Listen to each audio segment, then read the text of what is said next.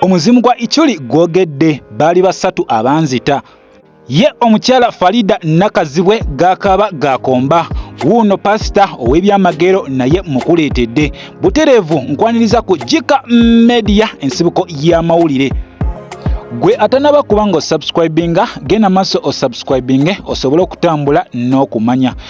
Butereevu oluvannyuma lw'okuviirwako mukwano gwaffe muganda waffe omuntu w'abantu Isma Olaxes iculi onono yatufaako wabula nga yattibwa masasi era ono yali adda waka. Wabula omuzimu gwono tegutebenkedde magombe era gukyagenda maaso n'okubanga gulonkoma abo begugamba nti be bagutuusaako obulabe. Guno nno gukyagenda maaso n'okubanga ate gulosa abantu ab'enjawulo, abantu mu bika eby'enjawulo okulaba nga mwanattu afuna obwenkanya. Njagala nawe weewulireko n'amatuugo okakase. Yandaze abantu basatu. Nga simutegeera, nyamugamba ono simutegeera. Nangamba ojja kumutegeera. Naye bwe yandaze ekifaananyi gayabadde munno nga alina akanyama okitegeera. Mpulira bibyo.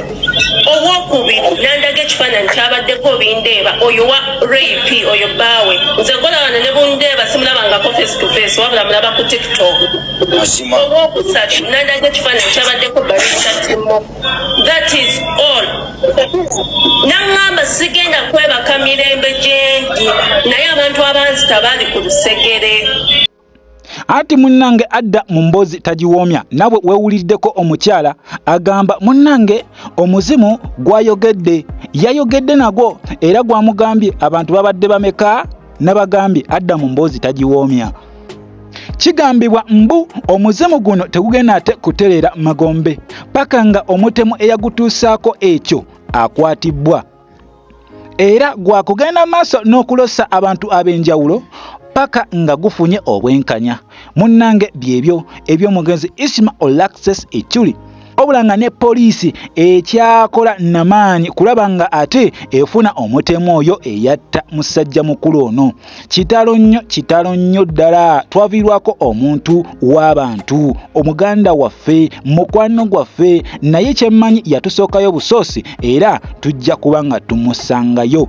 Wetweyongera maaso mukwano gwange omukyala Faridah Nakazibwe gakaba gakomba. Kino nno kizze oluvannyuma lw'ono okupostinga vidiyo emu wabula nga ali mu maziga agatagambika nga maaso gamumyuse. Abantu ab'enjawulo ne bavayo nga beebuuza ono akaabira ki.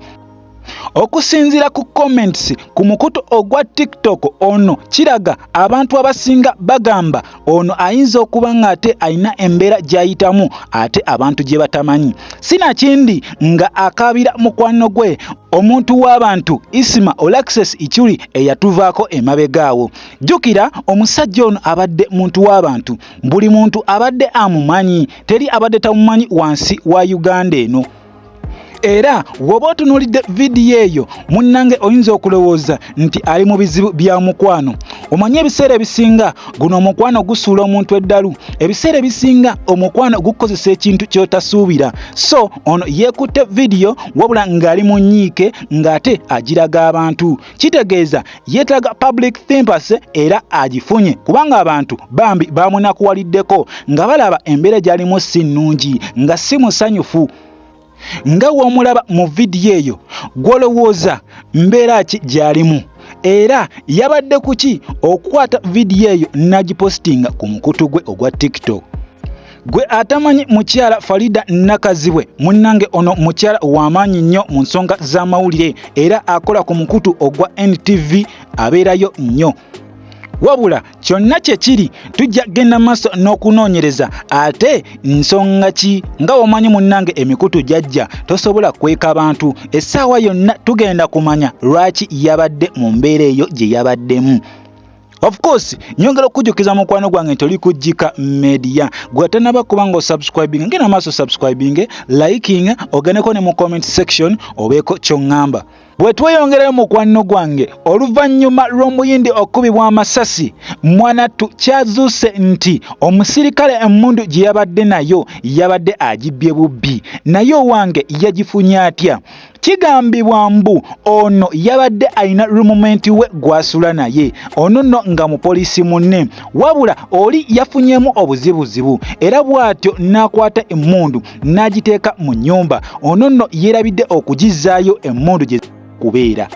Munnange awo nno munne we yalese emmundu emabega ogenda okulaba omwana we omulwadde wano nno we yafunidde akakisa akakwata emmundu eyo n'agenda n'agikozesa ekintu ekimenya amateeka era yamaliriza ng'aggyeewo obulamu bw'omuntu ekintu ekimenya amateeka kitegeeza emmundu yagikozesezza mu nkozesa embi. Okusinziira ku poliisi yo yafunye dda obujulizi era obutambi bwonna ebuyina kubanga kamera yabaddewo ng'ekwata buli kigenda mu maaso era abantu abasinga mwalabye ku footage oyo ne vidiyo eyo.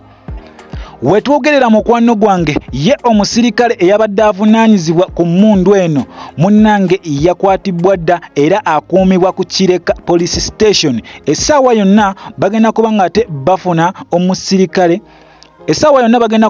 bafuna musirikale munne eyakoze ekikolwa kino. Awo nno we mbagambira bannange mwekuume olaba omuntu akutte emmundu don't dare attempt him or her because tomanyi kiki muli ku mutwe, tomanyi kikyamunyiizizza, tomanyi kyasobola kukola. Okitegeera kubanga emmundu erina trigger, onyiga bunyizi trigger yo neekola ogwayo, tosobola giziyiza. Okitegeera kitalo nnyo ddala. Of course nsaasira ab'eŋŋanda b'omugenzi okufiirwako omuntu waabwe mu ngeri etiisa bw'etyo. Ono nno yabadde munnansi wa Buyindi naye nga omanyi tulina ba investor wano Abayindi. Ono nno nga yajja kwasaganya mirimu gye naye yamaliriza nga afiiriddwa obulamu bwe.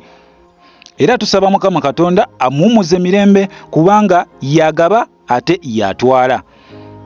We tweyongerayo maaso mukwano gwange tukyaliwo nnyo ani nno nkuleetedde omusajja mu basajja. Ono nno si mulala Pastor Kayanja abangi gwe mumanyi. Ono yalabiddwako mu kyaki ye wabula nga amansa substance ezitategeerekeka.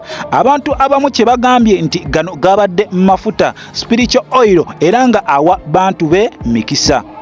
Sinakindi nga yabadde abagobako mizimu. Tuzze tulaba pastor bangi abakola ebyamagero era nga woba onoonya ba pastor abakola ebyamagero munnange ono musajja ali mu kiti kirala. Wabula okusinziira ku bantu n'emikutu egy'enjawulo egy'amawulire bangi beebuuza kino kyabadde kigendererwa ki okusena ebintu mu kikopo n'abiyiira abantu ebyefaananyiriza oyiro ng'era abasinga bagamba mafuta wabula ng'ekituufu tewali akimanyi. Abamu bagamba gwabadde munnyo, abamu bagamba gabadde mafuta. So kino nno kitegeeza gwe omuntu yenna ali eyo ng'okyebuuza kyabadde ki kino, what was this substance? Kitegeeza olina genda mu kyaki eyo yennyini n'olabika ng'ate olaba kibeera kyekyo kye bayiira abantu kubanga abantu bo balaga babadde bayaayaana okuba ng'ate babayiira.